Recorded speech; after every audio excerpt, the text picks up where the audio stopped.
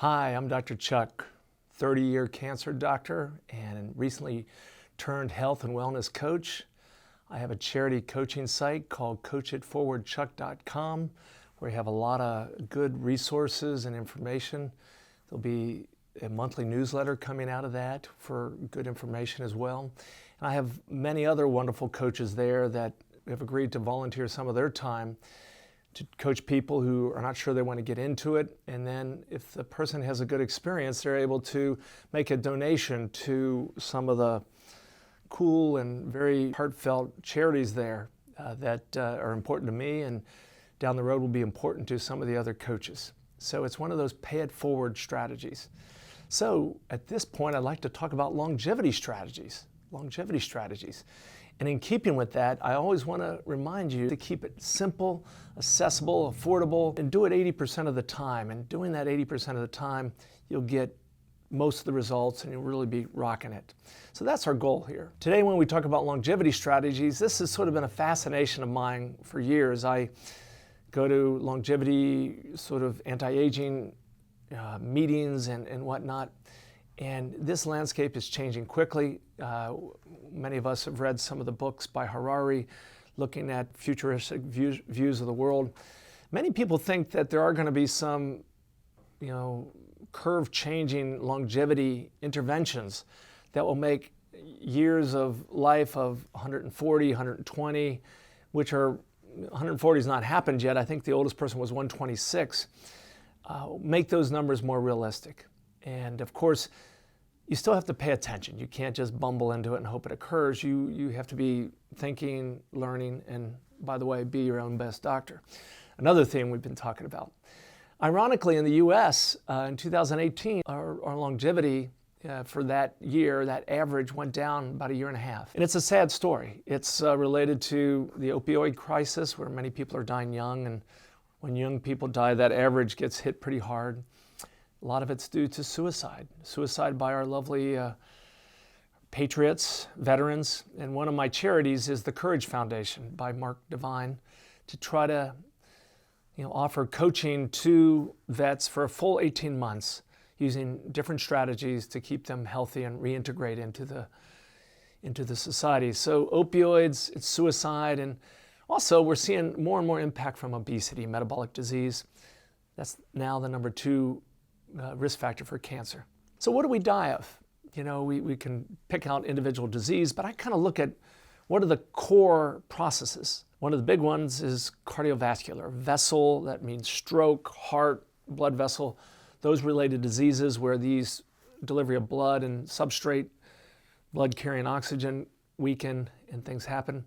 Number 2 would be proliferative diseases. When the body reacts too much, that would be like cancer, where cells lose control and divide and create multiple clones and take over the normal cells, or diseases where the body loses its control mechanism and starts fighting itself with some of the inflammatory diseases. The third cause would be neurodegenerative. Of course, everybody knows this story. This includes the various dementias, Parkinson's, multiple sclerosis, ALS, things like that. That's where the brain and some of the neurologic organs in the body start fighting on themselves as well. The irony is, if we could wiggle our noses and eliminate cancer, totally eliminate it, it would only add about 2 years of total life to our average life. That's because these 3 root cause disease pathways are all interlinked. They're all related to some sort of loss of regulation, usually because our mitochondria are cellular energy machines start deteriorating and, in Parkinson's disease, failing in the part of the brain that controls movement, in ALS, the anterior motor neuron, in cancer, the mitochondria of the cell that controls regulation through RNA, DNA interactions that lose the sanctity and the soundness of our division mechanisms. So they're all interrelated. And so once again, we're making small inroads on all these, and my whole purpose and discussion is to always look for root causes. That's always been my nature. And we have 2 terms. We have health span and we have lifespan. And lifespan is the time where you live to and then the point of death, where health span is the time where you can live relatively independently and maintain yourself independently and take care of yourself.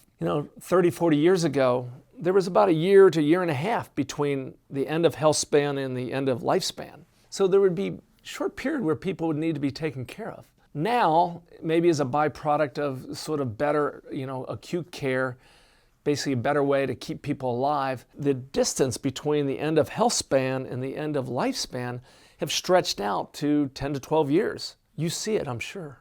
How many people have family members that are still alive but are unable to take care of themselves? And that's becoming a challenge in our society, and it's probably going to overwhelm our healthcare and our societal budget if we don't figure out how to change that increasing distance between health span and lifespan. The other point I want to bring up that most people don't think about is fitness versus longevity. And think about it. We all know some incredibly, cut athletes that in the prime of their life, they are invincible. But as they go on down the path, some of the things they did to get extremely fit become a detriment for longevity and healthy aging. And that we see that in our football population, NFL, where the conditions it took to become an athlete start to cause overproliferation. If you're trying to build muscle and throw a lot of protein in the system, too much protein, like too much carbohydrate, activates proliferation. Protein goes down the glucose pathway. Activation, glutamine activates mTOR, which is muscle division and cellular division. So you can kind of sabotage yourself by shooting for too much fitness early on. I mean, you want to be fit, but you want to be healthy fit. We have two opposing forces as we get older. We have the force of, low proliferation, not building enough muscle mass or immune function. That might be the person that, doesn't eat much at all, has been underweight all their life, maybe doesn't eat enough clean or good food. I think of the, bird-like eating vegan that, I'm not picking on vegans, but, somebody just eats very little. Well, as they get older, they won't get, vessel disease, and they won't get cancer likely because they won't get that extra proliferation, but they're going to die of an infection because they're too weak to fight an infection, or their gluteal muscles will get weak and they're going to fall and break a bone, and then, what happens once you get in the hospital. In fact, a fall is probably the fourth most common cause of death at people over the age of 60. So you got underproliferators, they're exposed, and then overproliferators, eating too much, doing too much that causes, mutagenic risk, or, winding up the immune system too much with bad mix of diet, causes the immune system to fight itself, diseases of neurodegenerative, cardiovascular, then cancer, of course. So the old saying is you want to eat just enough protein to maintain your muscle mass, maintain your strength, but don't eat too much. So that's why you don't want to be overweight, you don't want to be underweight. There's a sweet spot. So that's one way to think about it. I want you to think about it as you look at yourself and your path, and you can learn a lot by looking at your parents, looking at their frames, looking at what their threats were as they aged. But remember, their health history may not be yours. My dad died at 64 from terrible prostate cancer. And of my two other brothers, I'm the one that's most built like him. My brothers are taller, they take after my mom. I changed my diet early. My dad, did some things in life. He was a very healthy guy. He was one of the few guys who used to run and jog and do these things as back in the 50s and 60s. But some reason he got, high risk prostate cancer at 59. I feel very fortunate. I'm 60. My PSA and my inflammatory markers are low. So what I'm saying is the map is not the territory. We have a new understanding of longevity and what determines phenotypic outcome. In the old days, we used to think your genes are your map, they're your blueprint. Face it, you got to pick your parents right, and after that, the cards are dealt. We know something different now. We understand epigenetics. Epigenetics are that, yes, we have a DNA blueprint But lifestyle, how we live, how we think, how we sleep, how we eat, how we exercise, either expresses or suppresses the genetic outcome that we're dealt with. That's pretty cool. That gives us some control. Most experts, and I'm not an expert, believe that we have about 80% input into those outcomes. I have something called retinitis pigmentosa, autosomal dominant. Most people with that can have closure of their peripheral vision into their 40s. I found out about it late in life because my oldest cousin found she had it. My mom didn't know she had it. You never know what you don't see. You know, it's been a blessing because it helped me really dial in on good health habits and do things that I thought were beneficial. There's no treatment for it. And I think I've been lucky to keep decent vision, although now it's closed in below 20 degrees, till 60. And many people have more trouble in their 30s, 40s, and 50s. So once again, epigenetics, you have some input into that outcome. So the theme of this whole website is keep it simple, make it accessible, affordable. Look at the priorities first. Don't chase those rabbit holes that are relatively meaningless. And try to do it 80% of the time, the Pareto principle, 80-20. You get most of the outcome by doing that, and life will be a little smoother. The big six for extending your life are things we've already talked about. It's nostril breathing, staying in a parasympathetic turn where you can rest, digest, and relax. And save those sympathetic tones, those run from the tiger moments, for when you really have to run from the tiger. That means backing off things that scare you, stupid things that scare you, social media, the news. The other is good hydration. Our performance diminishes significantly when they're 5 to 8% dehydrated. They've shown that on very intricate fitness tests. But in life, that might be the difference between nailing it in a business opportunity, being alive enough to enjoy your children, or even the difference between your heart getting enough blood flow on a hot day in the summer, waiting in traffic, and your heart not getting enough blood flow and getting, ischemia or a myocardial infarction.